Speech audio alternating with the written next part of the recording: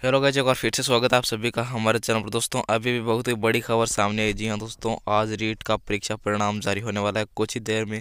जी हाँ दोस्तों, यहाँ पर आप देख सकते हैं रीट परीक्षा 2021 के परिणाम का इंतजार आज समाप्त होने वाला है। आज जारी होगा रीट परीक्षा 2021 का परिणाम। सुबह 8 बजे माध्यमिक शिक्षा बोर्ड राजस्थान के अध्यक्ष DP जारोली करेंगे जारी। तो दोस्तों गत 26 सितंबर को परीक्षा आयोजित की गई थी, उसका दोस्तों परिणाम यहाँ पर आज 8 बजे जारी हो जाएगा।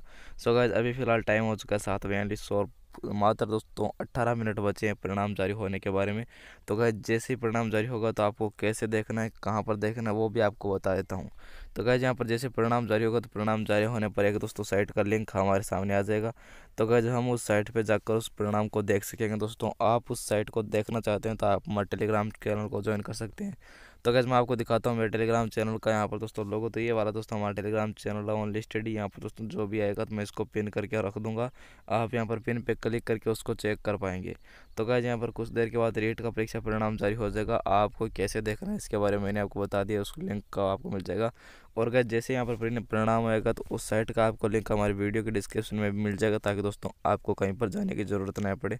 और गैस आज 8 बजे यानी 15 मिनट बाद ये रिजल्ट जारी कर दिया जाएगा। सो gas rate level first and second दोनों का रिजल्ट अभी जारी होने वाला है।